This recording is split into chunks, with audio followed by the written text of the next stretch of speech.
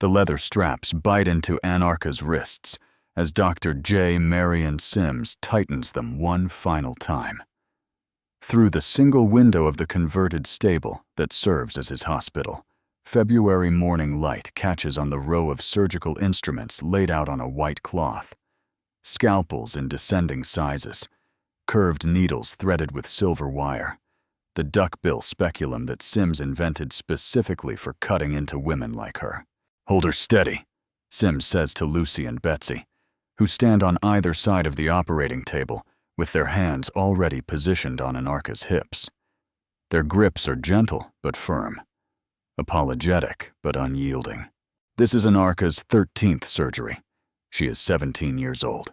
The room is crowded with observers, 12 white male doctors who have traveled from across Alabama to watch the famous J. Marion Sims perform his experimental fistula repairs.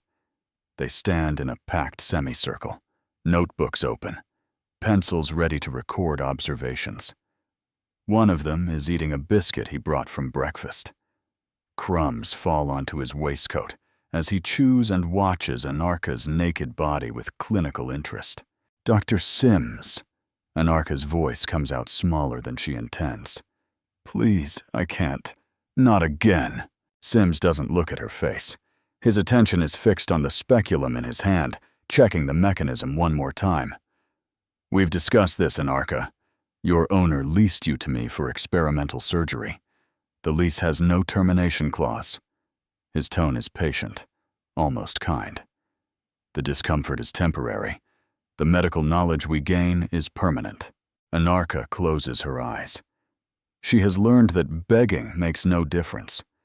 Sims will perform the surgery whether she consents or not, whether she screams or stays silent, whether she wants to live or die. Her preferences have never mattered, and never will. The speculum goes in first. Cold metal, unyielding, spreading her open inch by inch. Then comes the scalpel. The pain explodes through her body like white fire. Anarcha's scream tears from her throat before conscious thought can stop it, a sound that is not human, that comes from somewhere beyond language or reason. Her body convulses, trying to escape, but Lucy and Betsy hold her hips steady, while Sims cuts deeper into the tissue around her fistula, trimming away scar tissue from 12 previous failed surgeries. "Note the tissue quality," Sims says calmly to his audience, raising his voice to be heard over Anarcha's screaming. "You can see how the previous operations have created fibrous scarring. This makes each subsequent repair more difficult, but not impossible if the technique is—" Anarcha stops hearing his words. The pain has consumed everything else. There is no Alabama, no stable hospital, no watching doctors. There is only the scalpel and the tissue it's cutting, and the endless white agony that makes time stop, meaning anything. This is her 13th surgery. 17 more are coming. But on this February morning in 1847, lying on a wooden table, while Dr. J. Marion Sims practices the techniques that will make him famous as the father of modern gynecology, Anarcha does not know that yet. She knows only pain, and the certainty that it will happen again. Before we continue with Anarcha's story, with Lucy's story, with Betsy's story, hit the subscribe button and let me know where you're watching from in the comments. Because what you're about to hear is not fiction. This is documented medical history. Every detail comes from Dr. Sims's own published writings, from hospital records preserved in Montgomery archives, from historians who have spent decades recovering the truth that medical schools buried for 170 years. This is the story of how modern gynecology was built on the torture of enslaved black girls. And it begins not with the surgeries, but with the childhood that taught Anarcha how to survive. Anarcha is born in 1828 on the Westcott plantation, 3 miles outside Montgomery, Alabama. She is the 4th child born to Rose, a house slave who works in the main house cooking and cleaning and caring for the Westcott children. Her father's name is not recorded in any plantation ledger. Might be another enslaved person. Might be Anarcha Westcott or one of his sons. The ambiguity is intentional. Plantation owners keep careful records of livestock breeding, but deliberately obscure the paternity of enslaved children to avoid acknowledging their own sexual violence. The Westcott plantation sprawls across 800 acres of Alabama cottonland. The main house is 2 stories of white-painted wood, with columns that proclaim wealth built on human labor. Behind the house stand the kitchen building, the smokehouse, the dairy, the stables. Beyond those, arranged in 2 neat rows, are the slave cabins. 12 structures housing 43 enslaved people who generate the wealth that keeps the Westcott family comfortable. Anarcha's earliest memory is the smell of lye soap. She is perhaps 3 years old, standing in the plantation's wash house while her mother Rose scrubs clothing in a wooden tub. The soap burns Anarcha's nose and makes her eyes water, but she stays quiet because noise will earn her a slap. Rose is singing softly while she works, a song with no words, just a melody that rises and falls while her hands move mechanically through the washing. "Come here, baby." Rose's voice is tired. She is 26 years old and has already borne 5 children, 4 of whom survived infancy. "Gonna teach you how to help Mama." Anarcha learns young. By age 5, she is helping with laundry, hauling water from the creek, stirring the wash pot, while Rose adds clothing, hanging wet sheets on lines stretched between trees. The work is endless. The Westcott family generates laundry like they generate orders, constant, demanding, never satisfied. Anarcha's hands are perpetually wrinkled from water, perpetually rough from lye soap, perpetually aching from work that is always too much for a 5-year-old, but must be done anyway because there is no one else to do it. At age 7, Anarcha is transferred from laundry duty to house duty. Mrs. Westcott has decided that Anarcha is old enough to train as a personal servant for the Westcott daughters, Elizabeth, age 12, and Caroline, age 9. This is considered a promotion. House slaves have higher status than field slaves, sleep in better quarters, eat better food, wear better clothing. But the work is more delicate, more demanding, more dangerous, because it brings enslaved people into constant proximity with white family members whose moods swing unpredictably between benevolence and cruelty. "You will address Miss Elizabeth and Miss Caroline as Miss," Mrs. Westcott explains on Anarcha's first morning of house duty. "You will not speak unless spoken to. You will not look directly at them unless instructed. You will not sit in their presence. You will anticipate their needs before they voice them. Do you understand?" "Yes, ma'am." Anarcha keeps her eyes on the floor. "If you displease them, you will be punished. If you displease me, you will be punished. If you displease Mr. Westcott, you will be sold. Do you understand?" "Yes, ma'am." The first weeks are a minefield of unspoken rules that Anarcha must learn through trial and error. Miss Elizabeth likes her tea scalding hot, but not so hot it burns her tongue, a temperature range so narrow that Anarcha burns herself twice while learning to gauge it correctly. Miss Caroline wants her hair brushed exactly 100 strokes, but will slap Anarcha if the brushing pulls even slightly. Both girls expect their beds made with hospital corners, their clothing laid out in specific arrangements, their chamber pots emptied immediately upon use, regardless of what hour of night it happens. Anarcha learns. She has no choice. Mistakes result in slapping, pinching, hair pulling, casual violence delivered by white girls, barely older than herself, who have been taught that enslaved people exist to serve, and that physical discipline is appropriate when service is inadequate.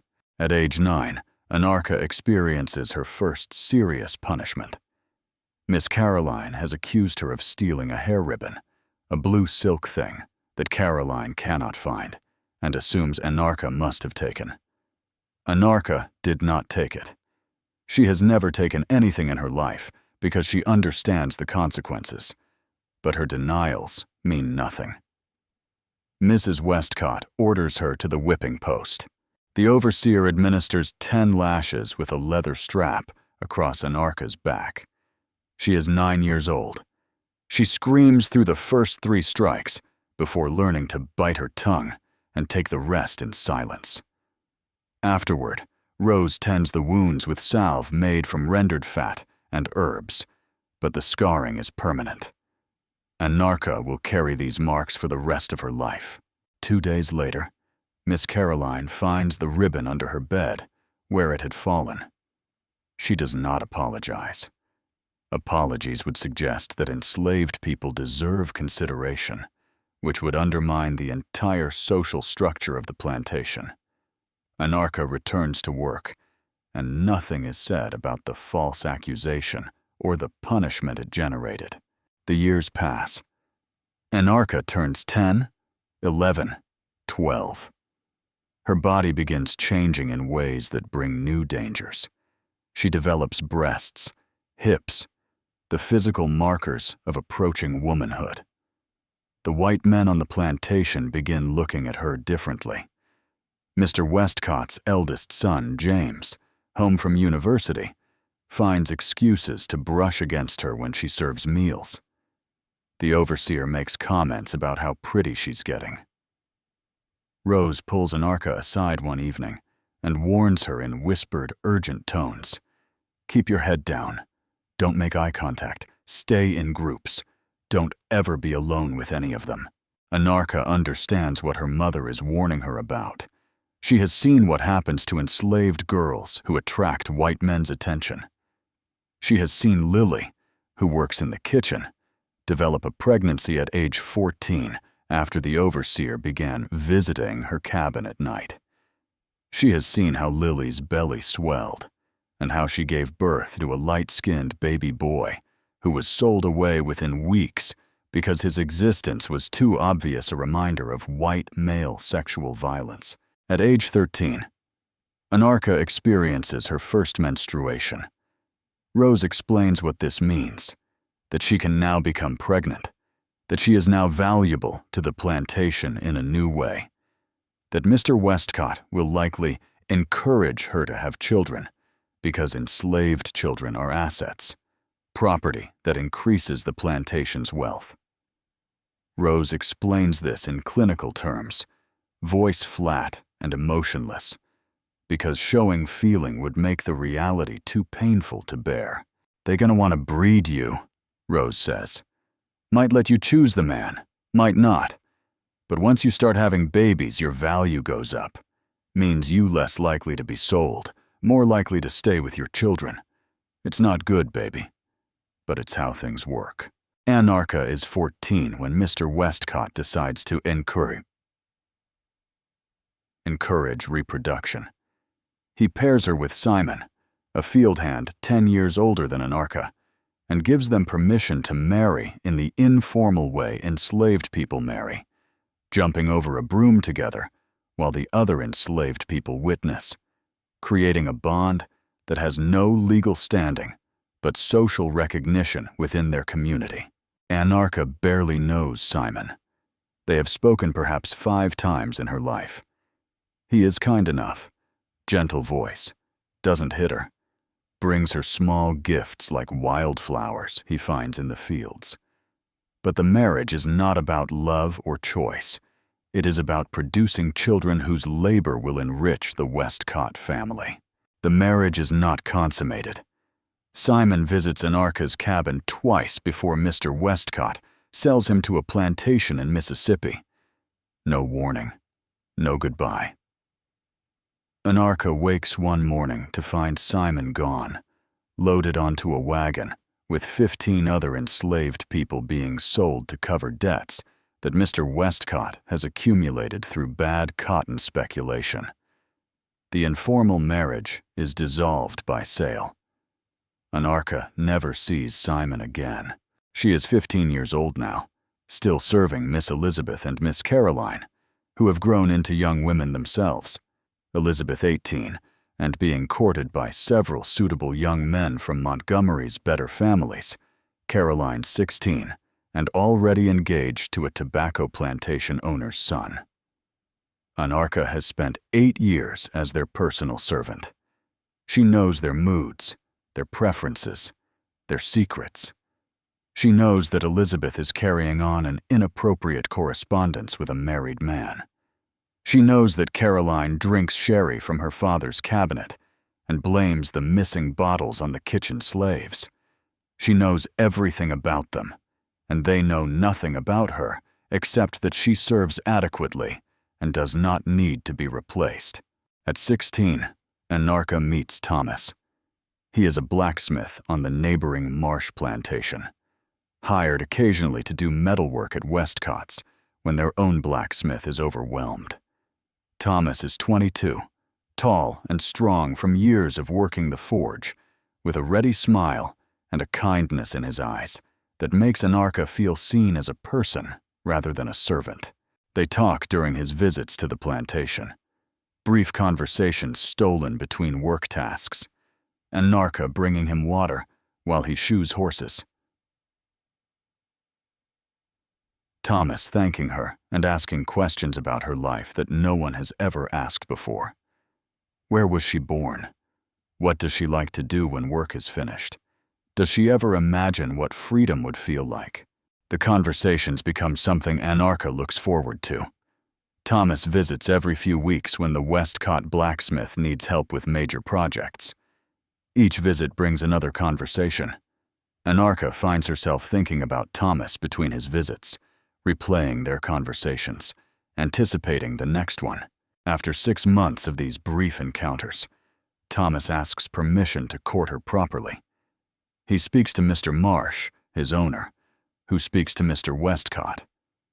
The two plantation owners agree that Thomas and Anarcha can marry if they wish, another abroad marriage with Thomas remaining at Marsh Plantation and Anarcha at Westcott's, seeing each other only when their owners permit visits. Anarcha is 17 years old when she marries Thomas in March 1845. They jump the broom together, while the enslaved community from both plantations gathers to witness. Rose cries during the ceremony, tears of joy mixed with sorrow because she knows what is coming, knows that marriage for enslaved people is always shadowed by the threat of separation through sale, knows that her daughter will likely experience the same reproductive violence that Rose herself endured. Thomas is allowed to visit Anarcha's cabin twice per week, Tuesday and Saturday evenings, from sunset until 2 hours after dark. On their wedding night, he is gentle and patient, understanding that Anarcha is nervous. They lie together on the narrow bed in her cabin, and Thomas talks about his dreams of freedom, about how he is saving money. Plantation blacksmiths are sometimes allowed to keep small percentages of fees for outside work, about how maybe someday they will have enough to purchase their freedom and their children's freedom and start a life where they control their own labor and their own bodies. Anarcha lets herself believe this dream for a few precious weeks, lets herself imagine a future where she and Thomas are free, where they have children who cannot be sold, where they grow old together without fear of separation. The dream is fragile and probably impossible, but for a few weeks in the spring of 1845, Anarcha allows herself to hope. Then she becomes pregnant. And everything that follows destroys not just the dream, but Anarcha herself. June 1845, Alabama heat thick enough to choke on.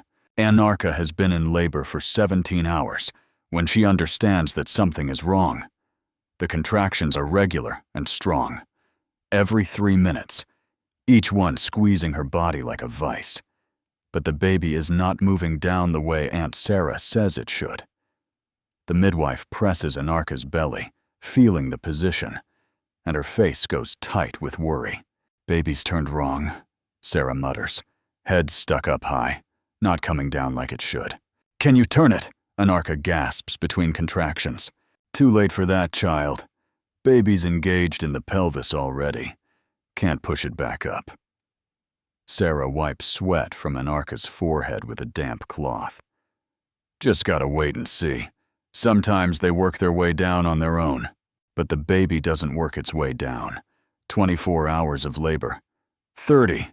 40. Anarcha stops tracking time. There is only pain, contractions that come and come and come, pushing the baby against bone that will not yield. She screams until her voice breaks. She prays until the words lose meaning. She begs God to let her die, to let the baby die, to make it stop somehow, because nothing can hurt this much and last this long. 48 hours. Aunt Sarah's face has gone gray. "Baby's heart is slowing," she says. Can hear it with the listening horn. Getting fainter. Thomas is not allowed to be present. Men do not attend births. He waits outside the cabin, pacing, while Anarcha's screams carry through the walls. Once he tries to enter, and Aunt Sarah shoos him away. "Ain't nothing you can do in here except get in the way. Go on now." 50 hours. The baby stops moving entirely. Anarcha can feel the difference, the absence of kicks and shifts that have been constant for months. The baby is dead inside her, has been dead for hours. But labor continues because the dead infant is still trapped in her pelvis, pressing against her bladder with force that is crushing the tissue, killing cells by the thousands. 60 hours. Anarcha is no longer fully conscious. She floats in and out of awareness, her mind retreating from pain too intense to process. She hallucinates, sees her mother Rose standing in the cabin corner, sees Thomas even though he is outside, sees her own body from above as if she is already dead and watching from somewhere beyond. 72 hours.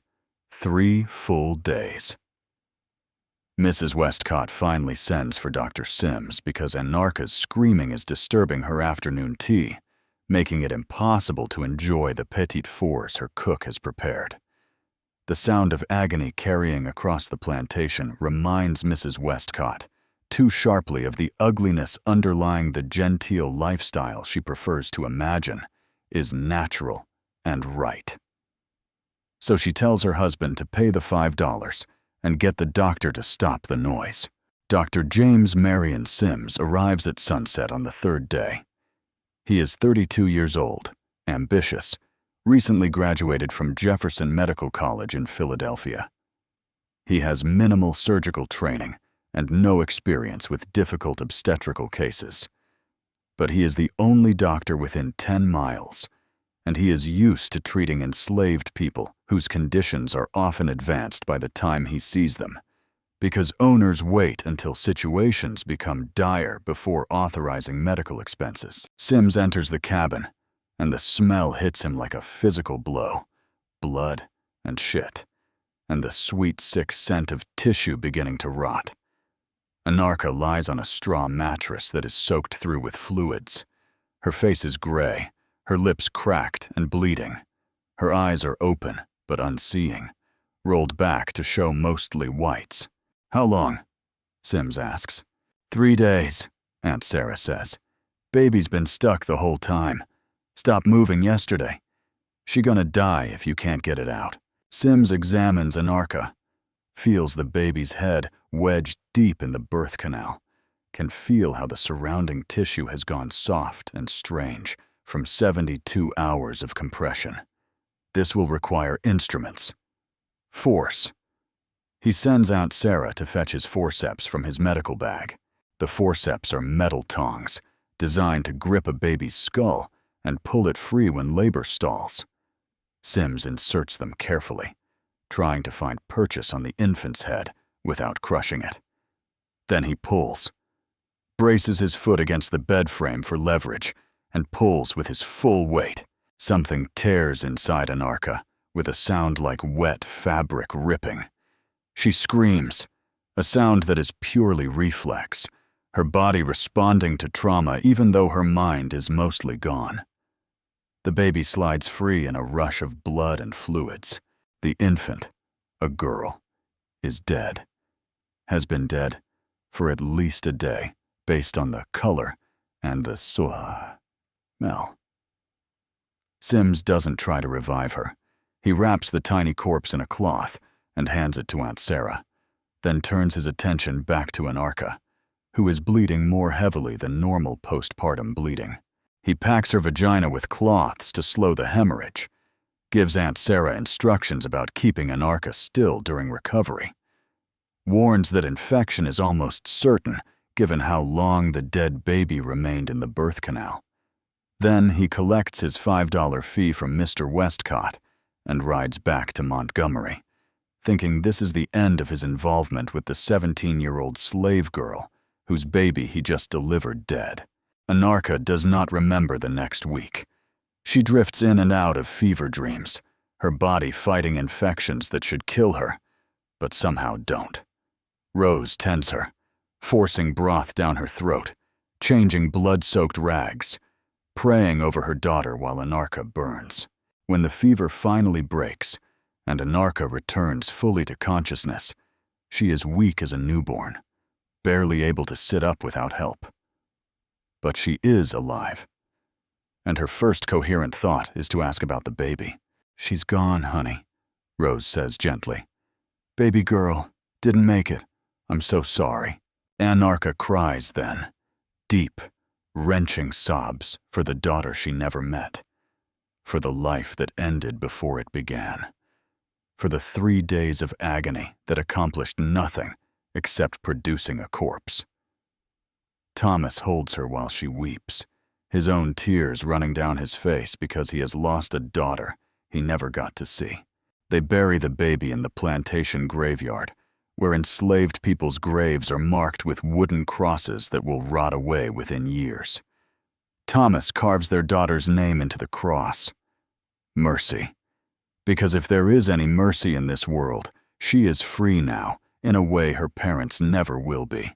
3 days after the fever breaks, Anarcha notices she is leaking, urine running down her legs in streams she cannot control. At first she thinks it is normal postpartum drainage. Aunt Sarah had warned her that bodies release fluids for weeks after childbirth. But this doesn't stop. She changes rags constantly, washes herself multiple times per day. But the leaking continues. By the 10th day, the smell has become unbearable. Sour ammonia mixed with infected tissue. Anarcha cannot work because she leaks constantly, soaking through her clothing within minutes. She cannot sleep because she must wake every hour to change rags. She cannot bear to be near anyone because the smell makes people recoil.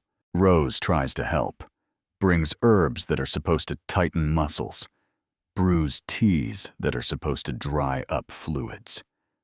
Nothing works. The leaking continues, constant and unstoppable, urine running from Anarcha's body every moment of every day. Mr. Westcott is furious. He has lost $5 on a doctor's fee, lost a potential future slave in the dead baby, and now has a house servant who is useless because she smells like piss. He sends for Dr. Sims again, this time with accusation in his voice. "You broke her. Fix her." Sims examines Anarcha and diagnoses the problem within minutes. Vesico-vaginal fistula. During the 72 hours of obstructed labor, the baby's head crushed the tissue between Anarcha's bladder and vagina, cutting off blood flow and killing the cells. When the dead tissue sloughed away over the past 10 days, it left a hole. Now everything that goes into Anarcha's bladder drains directly through this hole, into her vagina, and out of her body. There is no sphincter controlling it, no muscular valve to stop the flow. She will leak urine constantly for the rest of her life. "It's incurable," Sims tells Mr. Westcott. "Every surgeon who has attempted repair has failed. The tissue is too delicate. Sutures won't hold. Infections destroy any healing. She'll live with this permanently. Mr. Westcott stares at Anarcha with disgust. She is 17 years old and worthless to him now. Can't work as a house servant because of the smell. Can't bear more children because the scarring has likely destroyed her ability to carry another pregnancy. She is a financial loss that he will have to feed and clothe with no return on investment. Get her out of the main house, he orders. Put her in one of the empty field cabins. I don't want to smell her. So Anarcha is moved to an isolated cabin at the far edge of the slave quarters, where even the other enslaved people avoid her because the ammonia stench is too strong to bear. Thomas still visits, Tuesday and Saturday evenings like always, but the visits have become tense and painful. Thomas loves her, but he struggles with the smell, with the wetness that soaks through everything, with the knowledge that their physical relationship is probably over because the fistula makes intercourse impossible. 6 months pass. November 1845. Into January 1846. Anarcha sits alone in her cabin, leaking constantly, isolated from the community that used to be her entire world. She considers killing herself, thinks about it constantly during the long days when no one visits and nothing distracts from the reality of her condition. The pain from the childbirth has faded, but in its place is shame so intense it feels like physical illness. Shame at the smell, shame at the leaking she cannot control, shame at being alive when she is so fundamentally broken. Then Dr. Sims returns with a proposal that will change her life, and not for the better. I've been thinking about your condition, Sims tells Anarcha during his visit. Reading medical papers, examining other women with similar injuries. I believe surgical repair might be possible if the right technique is used. Anarcha feels a flicker of hope. You can fix it? I don't know, Sims says honestly. No one has ever successfully repaired a vesicovaginal fistula, but I have ideas about new approaches, new surgical techniques. I'd like permission to try. Yes. Anarcha doesn't hesitate. Any chance, any possibility of being fixed is worth taking. Yes, please. When? I've spoken with your owner, Sims says. He's agreed to lease you to me for experimental surgery. You'll come to my property in Montgomery, live in a hospital I've set up. I'll operate on you as many times as necessary to perfect the technique. Anarcha hears the words, as many times as necessary, but doesn't fully process them. She is focused on fix it, on the possibility that she might stop leaking, might smell normal again, might rejoin the community instead of sitting alone in this cabin while the world moves on without her. Will it hurt? She asks. Sims hesitates for just a moment. Surgery always involves discomfort, but the result will be worth it. He doesn't mention that the surgery will be performed without anesthesia. Doesn't mention that as many times as necessary might mean dozens of operations. Doesn't mention that Anarcha's body is about to become his laboratory, that he will cut her open again and again while she is fully conscious, that the next 4 years will make her wish she had died during childbirth. He doesn't mention any of this. And Anarcha, desperate for any hope, agrees to everything without understanding what she is agreeing to. In January 1846, Mr. Westcott receives $50 for leasing Anarcha to Dr. Sims for an indefinite period. The contract has no termination date. Anarcha will remain Sims' property until he decides to release her. Thomas is allowed to say goodbye. He holds Anarcha in the cabin they briefly shared, both of them crying, both knowing this might be the last time they see each other. Abroad, marriages are fragile things, easily broken by sale or lease. Once Anarcha leaves the plantation, there is no guarantee she will return. I'll wait for you, Thomas promises. However long it takes, I'll wait. Anarcha doesn't tell him she is terrified. Doesn't tell him she has started having nightmares about surgical knives. Doesn't tell him that some part of her knows this is a terrible mistake, but that she is so desperate to be fixed that she will risk anything. She packs her few belongings in a cloth bundle, says goodbye to Rose, who cries and holds her too tight, and whispers warnings that Anarcha doesn't understand. Be careful, baby. Don't trust what they tell you. Remember you're human even when they treat you like you ain't. In late January 1846, Dr. Sims arrives with a wagon to collect Anarcha. She climbs into the back, sitting on a wooden bench, and watches the Westcott plantation recede into the distance, the only home she has ever known, the place where she was born and worked and suffered and briefly imagined happiness with Thomas. She will not return for 4 years, and when she does finally come back, she will be so fundamentally changed that nothing will ever feel like home again. The hospital is a lie. When Dr. Sims told Anarcha he had established a hospital for treating fistula patients, she imagined something like the infirmary on the plantation. A clean room with real beds, maybe even a white woman nurse to provide care. What she finds when the wagon stops behind Sims' house on South Perry Street in Montgomery is a converted stable. The building still smells like horses, despite efforts to air it out. The floor is packed dirt, covered with loose straw. 4 wooden bed frames hold thin straw mattresses that crackle when weight is applied.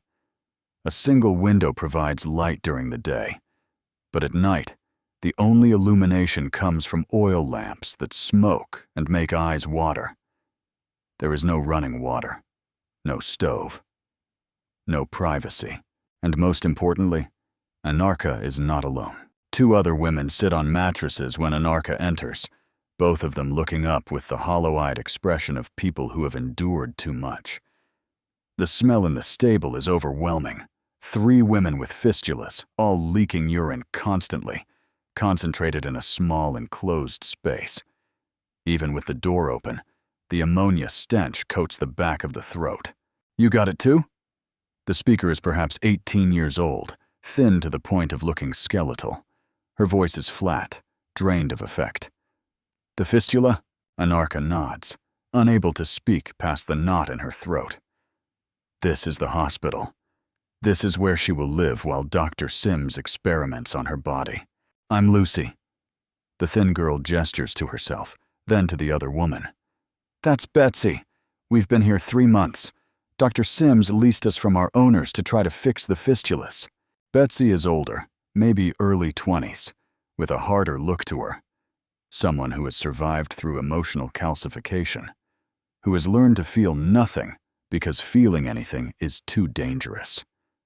You should know, Betsy says without preamble. He operates without medicine for pain. You'll be awake the whole time. And it hurts worse than anything you can imagine. The knot in Anarcha's throat tightens. He said there would be discomfort. Lucy laughs, a sound without humor. Discomfort. Yeah, that's one word for it. She stands and walks to Anarcha, moving carefully because all of them are sitting on damp rags that protect the mattresses from constant urine leakage. Let me tell you what's actually going to happen. He's going to strap you to a table, put a metal thing inside you that spreads you open while a room full of white men watch. Then he's going to cut into your body with a knife while you scream and beg him to stop. And he won't stop. Not for an hour. Not for however long it takes. Anarcha feels her legs go weak. She sits heavily on the remaining empty mattress, the straw crackling beneath her. But he's trying to fix us. He's trying to perfect a technique, Betsy corrects. We're practice. He's already operated on Lucy twice. Both times failed. He'll operate on her again next week, and again after that. As many times as it takes for him to figure out what works. How many times? Anarcha whispers. As many as he wants, Lucy says. Your owner leased you to him, right? No end date on the contract? Then you belong to him until he decides he's done. Could be 5 surgeries. Could be 50. Anarcha wants to vomit. This is not what she imagined. She thought there would be one surgery, painful maybe, but quick, and then healing, and return to the plantation, and resuming life with Thomas. She did not imagine dozens of operations, years of experimentation, living in a converted stable with 2 other women who already look destroyed by what they've endured. "Can we leave?" Anarcha asks, though she knows the answer. "We're leased property," Betsy says flatly. "We can't leave any more than a plow can decide to walk away from a barn. We stay until he's done with us. Or we die." That night, lying on her straw mattress in the darkness while Lucy and Betsy sleep fitfully, Anarcha seriously considers running. The door is not locked. She could slip out, run through Montgomery streets, head north toward freedom. But she is 17, has never been off a plantation before, has no money or knowledge of how to navigate a city, and she leaks urine constantly, leaving a literal trail that anyone tracking her could follow. She would be caught within hours. And the punishment for running, whipping, branding, possible sale to the deep south, would make her current situation seem gentle by comparison, so she doesn't run. She lies awake listening to the sound of her own urine dripping onto the rubber sheeting beneath her mattress, listening to Lucy crying softly in the darkness, listening to her own heart beating, and wondering how many more times it will beat before this nightmare ends. In the morning, Daruch Semikis Derivas, with his usual entourage, 4 doctors who have come to observe the experimental procedures. They stand in the stable hospital looking at the 3 women with clinical interest, discussing fistula pathology in calm academic voices, while Lucy, Betsy, and Anarcha sit on their mattresses, trying to maintain some shred of dignity. "Lucy," Sims says, "we'll operate on you today. 3rd attempt. I've modified the suturing technique based on what we learned last time." Lucy's face goes absolutely white. Her hands start trembling. "Dr. Sims, please. It's only been 3 weeks since the last one. I'm not healed yet." "The wounds have closed sufficiently," Sims says. "Waiting longer won't change the outcome. We need to try again while I have these colleagues here to observe." "Please," Lucy whispers, "please, just give me another week. Just 1 more week to—" "Lucy." Sims' voice is firm, but not unkind. "You know this isn't optional. Your owner leased you to me for surgery. That's not contingent on your agreement. Now come along. Let's not make this more difficult than it needs to be." Lucy stands on legs that are visibly shaking, walks toward the operating table that sits in the center of the stable. Anarcha and Betsy watch, both knowing that soon, very soon, it will be their turn. The leather straps go on first. Sims secures Lucy's wrists and ankles to the table while she lies on her back, eyes squeezed shut, breathing in short gasps that sound like sobs. "Anarcha, Betsy," Sims gestures to them. "Hold her hips steady during the procedure. If she moves, I can't work accurately." This is the moment Anarcha understands the full horror of their situation. They don't just have to endure their own surgeries. They have to assist with each other's, hold each other down, participate in each other's torture, because Sims has no one else willing to do this work. White medical students refuse to assist with gynecological examinations of enslaved women. White nurses are not allowed near women's genitals. So the 3 enslaved women must help brutalize each other, knowing that tomorrow or next week, the roles will reverse. Anarcha takes her position beside Lucy, hands hovering over Lucy's hips, unable to make herself actually grip down. Betsy is already in place on the other side, her face a mask of controlled horror. "Grip firmly," Sims instructs. "She's going to fight when the cutting starts. You need to hold her steady." Anarcha's hands settle on Lucy's hips. She can feel Lucy trembling, can feel the rapid pulse of her breathing. Sims picks up the speculum, the duckbill device he invented for these surgeries. "Gentlemen, observe how the speculum provides visualization of internal structures. I designed it after finding that existing instruments were inadequate. He inserts the speculum into Lucy's body. She gasps sharply. The speculum spreads her open with mechanical precision, clicking wider, wider, until the fistula is visible, a small hole in the vaginal wall, urine leaking through in steady drips. Then Sims picks up the scalpel. The sound that comes from Lucy when the knife touches her flesh is not human. It's a shriek of pure agony that goes on, her whole body convulsing, trying to escape the pain that can not be escaped. Anarcha's grip tightens reflexively, holding Lucy's hips steady, even though every instinct screams to let her go, to stop this, to make it end somehow. But the surgery continues. For 1 hour.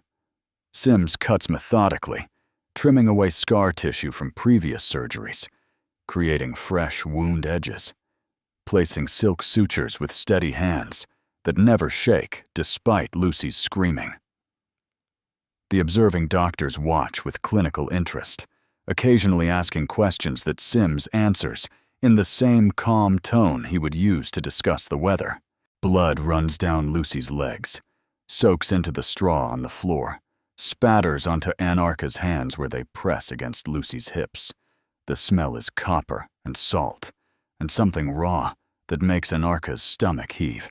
After 45 minutes, Lucy stops screaming, goes silent and still, her eyes open but unseeing, her body in shock from sustained agony. Sims continues working, apparently unconcerned by Lucy's collapse into catatonia. He finishes the suturing, places the last stitch, withdraws the speculum. "Surgery went well," he tells his colleagues. "I'm optimistic about this technique. The modified suture pattern should provide better structural support. We'll know in 10 days if the repair holds." Anarcha and Betsy carry Lucy to her mattress. She is limp, unresponsive, somewhere far away where the pain can't reach. Sims administers a large dose of opium, brown liquid that smells bitter and medicinal. Within minutes, Lucy's face goes slack as unconsciousness claims her.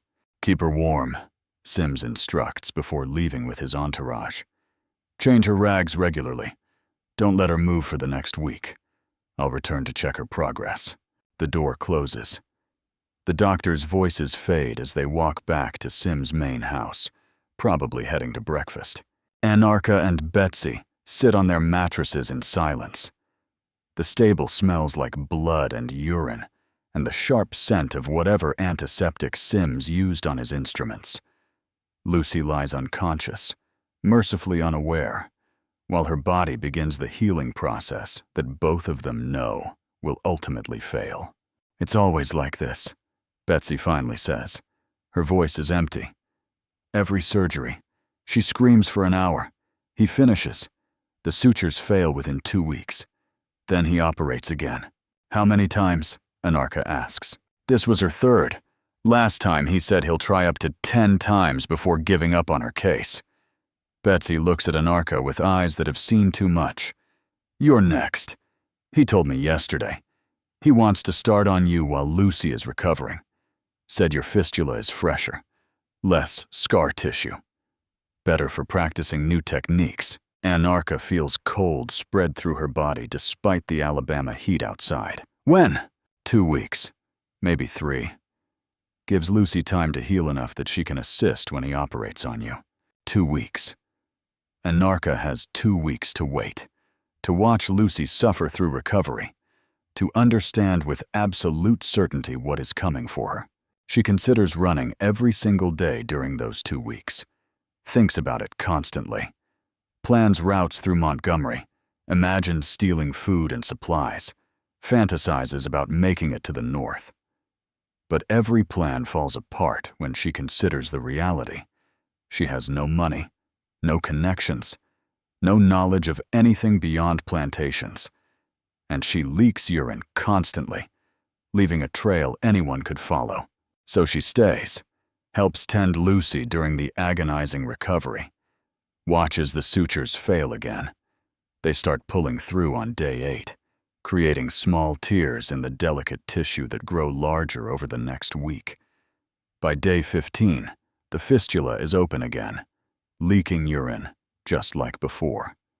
Lucy's third surgery has accomplished nothing except adding more scar tissue and more trauma. On day 16, Dr. Sims returns and announces that Anarcha's first surgery is scheduled for the following week. Anarcha doesn't sleep for the next 7 days, just lies awake in the darkness, listening to Lucy and Betsy breathe, listening to her own heart pound, counting down the hours until her turn on the operating table. When the morning finally arrives, she walks to the table on her own because she has learned that resistance only makes things worse. The leather straps go on. Lucy and Betsy take their positions on either side, their hands gentle but firm on her hips. The room fills with observing doctors, 8 of them today, all staring at her naked body with clinical interest. Sims picks up the speculum. "Anarcha, this will be uncomfortable. Try to stay still." The speculum goes in. Cold metal, spreading her open. Then comes the scalpel. And Anarcha discovers that Lucy and Betsy were not exaggerating. Nothing, not childbirth, not whipping, not any pain she has ever experienced, is comparable to the white fire agony of conscious surgery. She screams until her voice breaks, screams until sound stops coming out, and all that's left is silent gasping while the scalpel cuts and cuts and cuts. After an hour, when Sims finally withdraws the speculum and administers opium, Anarcha's last conscious thought before the drug takes her is a wish that she had died during childbirth. Death would have been mercy compared to this. This is surgery number 1. 29 more are coming. Surgery number 2 happens 3 weeks after the first. Anarcha's wounds have barely healed when Sims announces it's time to try again. "The sutures failed," he explains, as if Anarcha doesn't already know from the urine leaking constantly from her body. "But I learned from the failure. This time I'll use silver wire instead of silk. Should hold better." The second surgery is worse than the first because now Anarcha knows exactly what's coming. There are no illusions left, no naive hope that maybe it won't be as bad as she remembers. When the leather straps go on, her whole body starts shaking uncontrollably. When the speculum goes in, she starts screaming before the scalpel even touches her. The silver wire doesn't work. By day 9, the sutures have pulled through just like the silk ones did.